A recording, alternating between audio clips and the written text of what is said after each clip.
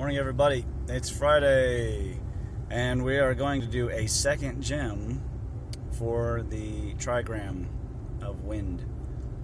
So it came to me the other day that, yesterday I went to that USGS Water Science Center meeting, and of course they're going over hydrology, which is a very awesome science. I really highly recommend. I'll be doing some science term research. There's a lot of terms I hadn't heard before. But got me thinking about Feng Shui. Now, wind being Feng, Shui being water, what are we talking about? Really, the first concept of fluid dynamics in Earth's history, before the Roman aqueducts even. Maybe there was an Atlantean civilization, but we don't know about it. So let's divide it into the two parts. Feng is wind. Actually, the character means insects, so like a plague of locusts, indicating the spread of disease that wind can bring. So we'll divide that into three categories. The kind of wind that you see, that you feel, the air movement, the changes, and the solar wind, or space wind, which is the movement of particles. And these really aren't that different, because all of them are predicated on the movement of charges. And as the charges move along, they interact with each other and with the charge density, that where they move from here to there, there's an interaction, and there's a potential difference, and that's called voltage. And so there's electrical movement in between them, and we call that current.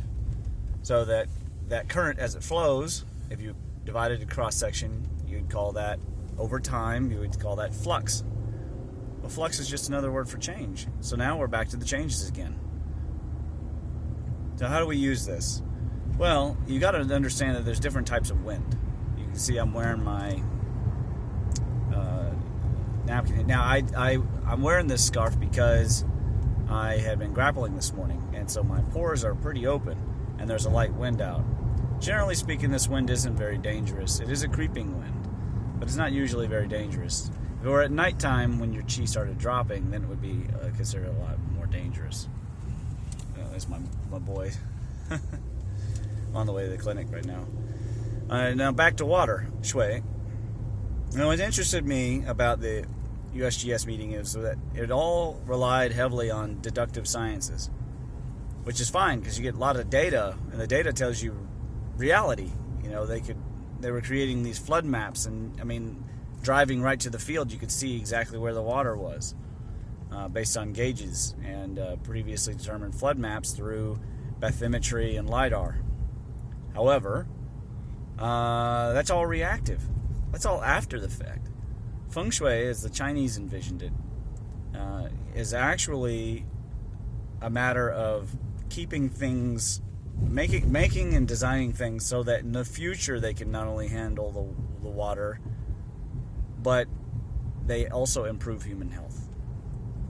Going out and measuring algae blooms, which turn out to actually be cyanobacteria that can kill people, is not very good science. So if we are constantly reacting, we're always going to have a more polluted world. We're always going to need a map of where all the spills have been, and somebody will have had to go out and react. Rather than that, I noticed on the spill map, they all kept happening in the same area. There's a problem with the road. Something's got to be done in that place to stop the spills. Or set up plant systems that remediate at the junctions where those things are happening, so that when the contaminants start entering, it doesn't get into the true water supply, because all these things all the ducts and everything that we've installed lead right back to the water. You know what they were talking about? Thermal scanning farms, because these tiles had been laid out to help with drainage. Well, guess what? A whole new set of problems were caused. Yeah, you get higher yields in the plants because the soil's not too wet, and you don't get a lot of fungus. But then you have another problem. You've got all this runoff. You got extra runoff, flooding. So lots of different kinds of problems get created when you use only deductive sciences. You've got to use inductive sciences. So Feng Shui is really one of the world's first inductive sciences. And of course, you know, there are people who reduce it down to interior decoration. But it's not about decoration, it's about arrangement. Go back to those 2 A's: arrangement, alignment, right? We've got to get these things, whether they're in our body or in our environment, they have to be aligned to move energy in the correct way. What energy is that? Well, we call it chi, but of course, it might simply just be charge movement. I'm working on that right now to find out. I've created a summary that describes the big difference between chi and charge. If you want a copy of that, just message me, email me. You know my number or my message, Ramon@bluelotushealth.com. I think maybe Ramon@shifukaryaga.com might work too.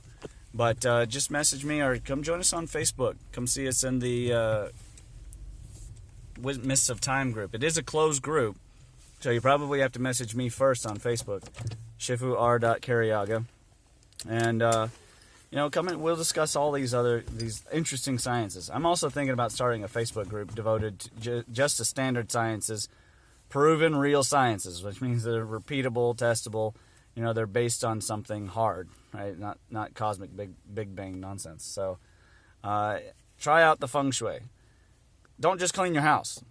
Change the arrangement of things and watch how good you feel and watch how your life changes. Watch how your wealth changes. You know, do your car. Make sure it stays clean. Do whatever it takes to stay fluid in a data field that's constantly changing. 64 hexagrams, 6 lines each. Believe me, it's always in flux.